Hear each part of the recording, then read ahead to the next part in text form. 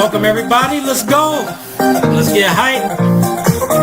Thanks for joining for another episode of Financial Freedom Fridays, live with Todd Smith. So my name's Todd Smith, and as always, I'm here to share some mind-blowing information with you about how to make money and achieve financial freedom with real estate investing. So if you're watching live, give me a hello. Let me see if I can make this screen bigger. Right, if you're watching live, drop me a hello in the comments. If you're watching on the replay, first of all, if you're watching live, drop me a hello, drop me a let's go. If you're watching on the replay, give me a hashtag replay in the comments. And if you're Facebook and YouTube, this will be on Facebook and YouTube.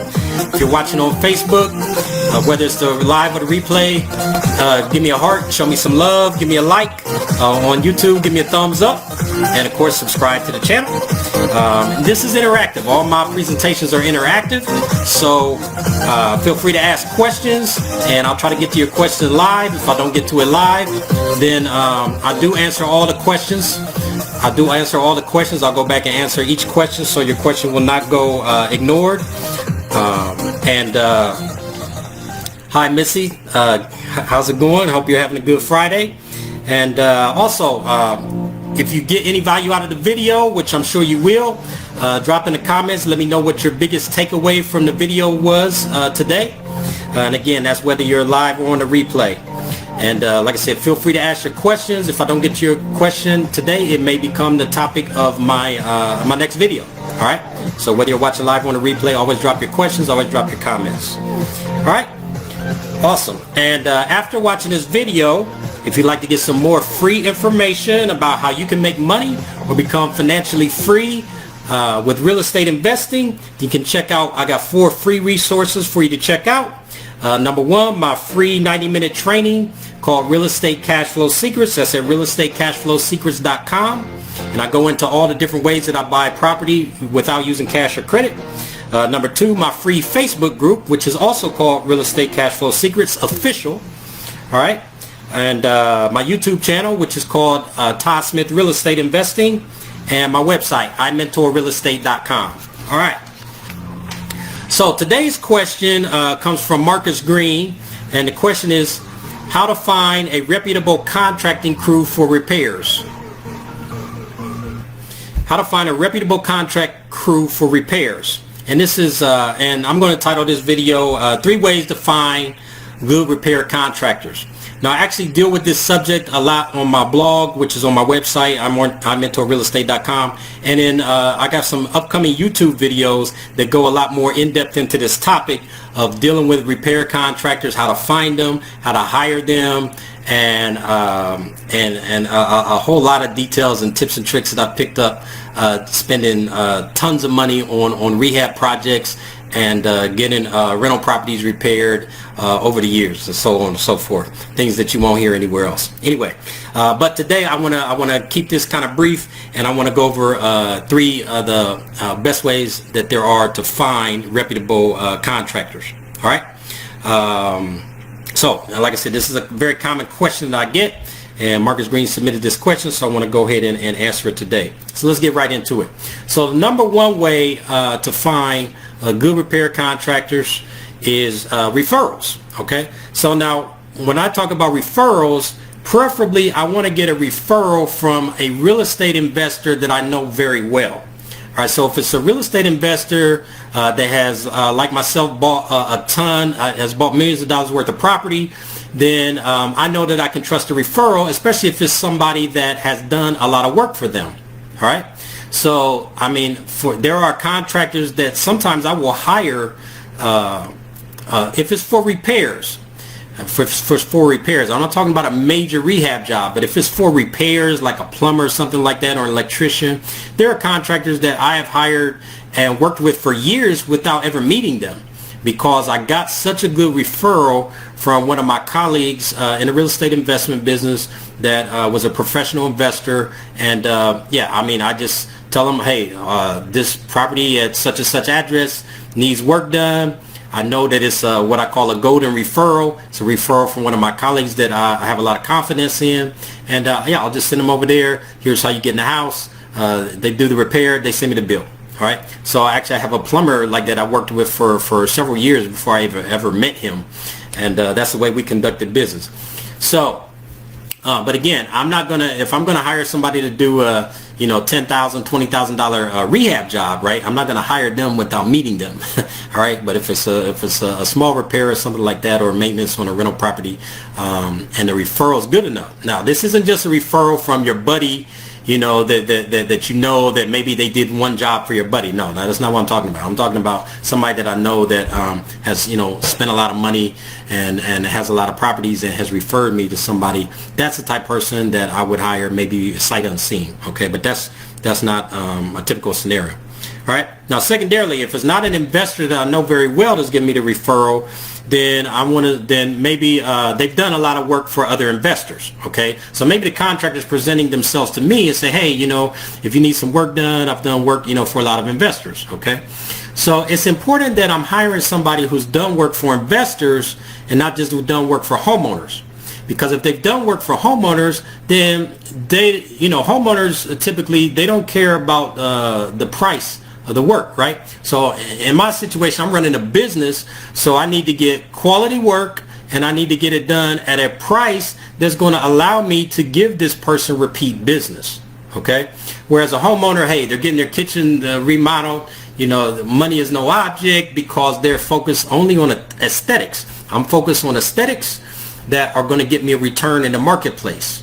Okay, those are kind of aesthetics that I'm focused on. Am I going to be able to get an ROI on my investment? I don't want the prettiest kitchen. I want the prettiest kitchen that's going to give me a good ROI on my investment. All right, so the first referral source was from an investor that I know very well. The second referral source is from somebody who's used to working with investors, has done a lot of work for investors. Okay, because those are the people that you're going to get your best prices from. And now, the third referral source is it may not be an investor, right? It may just be a homeowner, or you know, somebody that you know, but it's somebody that I know. Maybe it's even a Facebook friend, and they've done some work for them. But bottom line, I run a referral from somebody that they've done work for. That's a much more valuable referral than just from somebody saying, hey, yeah, my cousin Vinny, you know, does good work. Well, has Vinny ever done any work for you? No, but. Okay, well, no, but that's not as valuable as a referral as somebody who, you know, I get a referral from somebody who they have done work for. All right, that's the ideal situation. And not only, so once I get these referrals, as much as possible, I want to go out and look at a current job site that they're working on. All right, especially if I'm going to hire them to do, you know, something that's going to cost me money. And if it's a plumber or an electrician, you know, that's not what I'm talking about. I'm not going to go out and inspect a plumber or electrician's job site. But if it's something dealing with any kind of aesthetics, we're talking about a kitchen remodel, a bathroom remodel, a paint job, something like that, a roofing job. I want to go out and actually physically inspect a current job site or possibly a previous job site. All right, because I want to see, you know, because anybody can say, hey, yeah, I do great work. Well, what's the proof that you do great work? You know, can I see some of your work? All right, so if somebody's contracted for a living and they don't have any work that they can show you, they don't have any clients that have enough confidence in them where, you know, they can show you their work, right? So if a contractor's done work for me, and somebody wants to take a look at it, I can say, okay, yeah, you can go, you know, look at this property at, you know, XY 123 Main Street and see their work. All right, especially if it's a big job, right? If it's a big job, or maybe I've got some pictures I can show them. But really, the contractors should be taking their own pictures. But the truth is, most of them won't do that. Most of them don't put that forethought into it. They should be doing their own before and after pictures. But even still, if they got some current jobs going on, I want to go to that job site so I can see the quality of their work. All right, I really want to see the quality of their work. All right, so that was the number one. I told you I'm going to give you 3 ways to find good repair contractors. So number one was what? Well, number one was referrals, and then I gave you different levels of referrals. All right. Then the second one is Now again, remember, this is an interactive. All my lives are interactive. If you got questions, drop your questions in, because I will try to answer your questions during this live. All right. If I don't get to it during the live and you're watching the replay, then I'll get to them. I'll still respond to your questions. All right. And so just keep that in mind. This is interactive.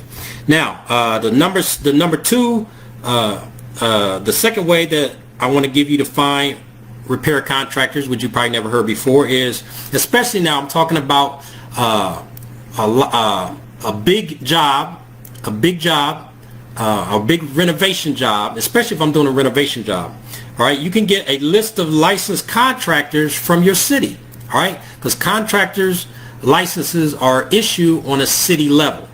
Okay, and that's the way they're done in the state of Ohio. And it's probably done that way wherever you live, whatever state you're living in. They're probably issued on a city level. Okay, so you can actually go to your city and contact them and have them send you a list of licensed contractors. All right, so now let's talk about that for a second, because when most people hear licensed contractors, are thinking, okay, well, this is going to be expensive. So if it's a small job, then then I may hire, if it's a very small job, let's say like something like painting, okay, then I may hire a handyman to do that.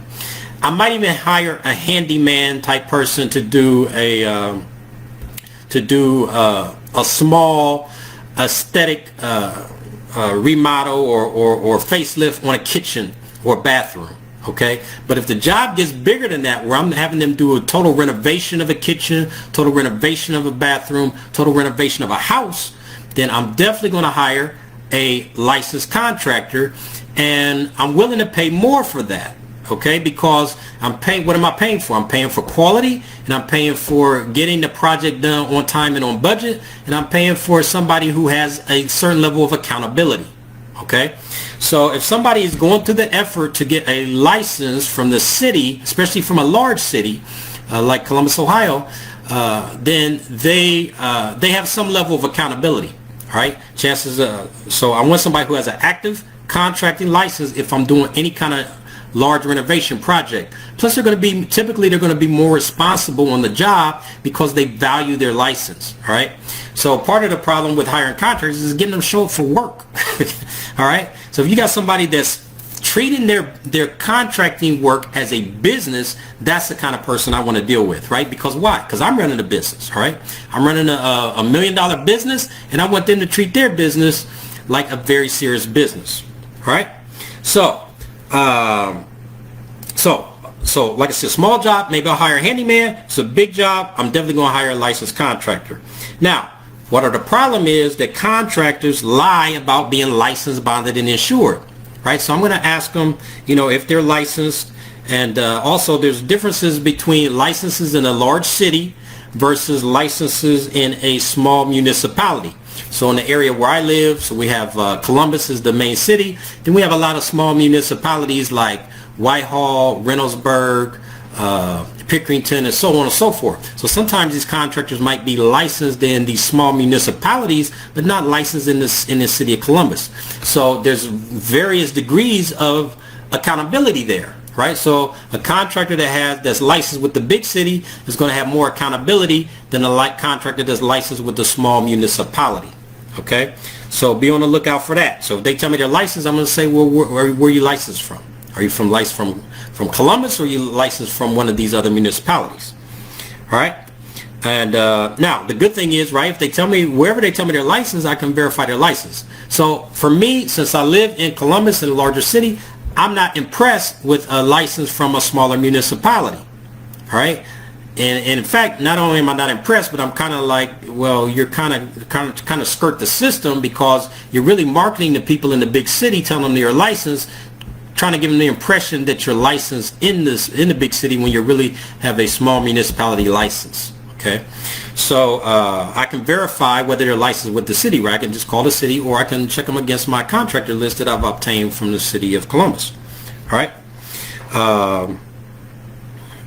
So now let's talk about how to obtain the list. So like I said, you just simply contact your city, and have them, they should be able to email you. Preferably, it's already online, so they don't even have to email it to you. But it's possible that you may need them to email it to you, and then you should be able to obtain a list of all the licensed general contractors, home improvement contractors, painters, electricians, whatever you want. You can specify to them what you want. If you want all of them, all the different types of contractors, or if you just want certain types of contractors based on the categories that they have available. Now, in our area, in Columbus, Ohio, a licensed general contractor for residential is called a home improvement contractor. So it's not called a general contractor. That's the generic term that we all use, but it's actually called a home improvement contractor. So that's a HIC is the abbreviation. So that would be, they would have a HIC license if they're a general contractor for residential in the Columbus, Ohio area. Now, whatever city you live in, they may call it something different. But that's just something to keep in mind. They may not call it the name that you expect them to call it. All right? So I've given you, so far, I told you I'm going to give you 3 ways to find good repair contractors. The first one was referrals. The second one was obtaining a licensed list of contractors from your city. So the third one is kind of obvious when you think about it, but it takes a little bit more work and effort, right? And that one is driving around and being prepared to find contractors doing repairs. So here in Columbus, Ohio, we got 4 seasons, and right now it's springtime as I'm making this video. So spring and summer is a good time.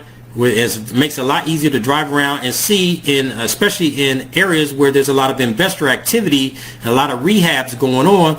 It's very easy to drive around a neighborhood that has a lot of investor activity, typically blue-collar neighborhoods, and find a lot of contractors, a lot of houses being worked on, right? So you just simply, you stop off at these houses where you see people doing work and be prepared to get their names and numbers, take a picture of their business card.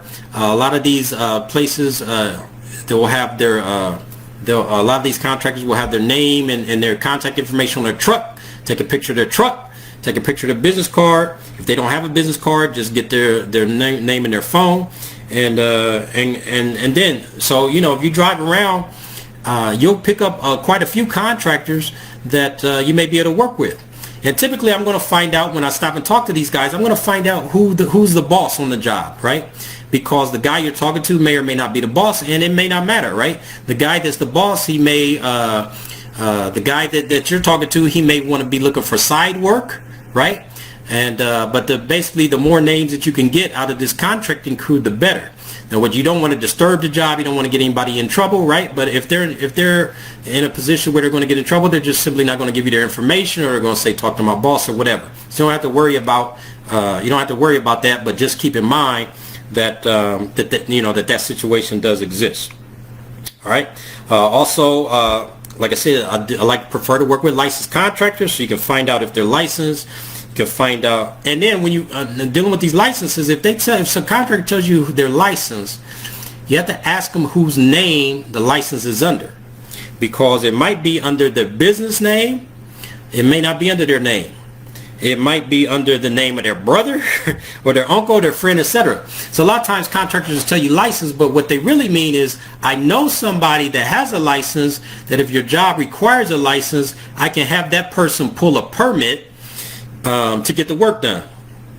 And that's where licenses come into play, really, because the city that's issuing a license, they want to get paid by people pulling permits to do most types of work. And in the city of Columbus is most types of work. All right, so they want to get paid their permits, so that's why they have, that's one of the reasons why they issue licenses. So a lot of times when somebody, so just keep that in mind, a lot of times when the contractor tells you they're licensed, they really mean, I'm not licensed, but I know somebody that has a license, that if your job requires a permit, I can have them pull the permit. So you want to be able to make the distinction between there, right? So if somebody tells me they're licensed, I want to know what name is the license under.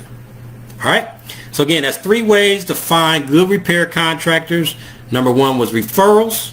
Number 2 was a list of licensed contractors from your city. And number 3 was driving around and looking at repair jobs and stopping every time you see a repair job and asking the contractors who they are, what kind of work they do, and getting their contact information. All right. So as I told you, I have some blog posts at iMentorRealEstate.com, and I've got some upcoming YouTube videos that go a lot more in depth about dealing with dealing with contractors, all right, and actually all other aspects of real estate investing. All right, so remember, this is live and interactive, so I'll wait a few seconds before I sign off to see if you guys have any questions about either what we covered today or anything else that's real estate investing related. If you're watching the replay and have a question, go ahead and drop your question in the comments. If you got some value out of this video, go ahead and drop a comment and let me know. And if you have a question, your question may become topic of my next video. All right. So, and remember, if you'd like to get more free information about how you can make money or become financially free in real estate investing, then check out my resources for free information. Number one, I have a free 90-minute training covering how the different ways that I buy property, and I go through examples. I even have an example of me speaking live with a seller on there, and how I buy properties without cash or credit, and how you should too. All right, so that's my free 90-minute training is at 𝗏𝗏𝐻𝐿𝑒𝑠ecrets.com. My free Facebook group is Real Estate Cash Flow Secrets Official. My YouTube channel, Todd Smith Real Estate Investing, and my website, imentorrealestate.com. All right. So, hey Glenn, how's it going? So yeah, speaking of,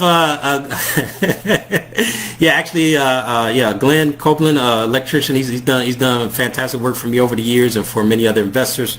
So yeah, he's the kind of person that you want to be hiring and dealing with. All right. So thanks everybody for tuning in today. And so until next time, may all your parents have rich children, and may all your children have rich parents. Thanks.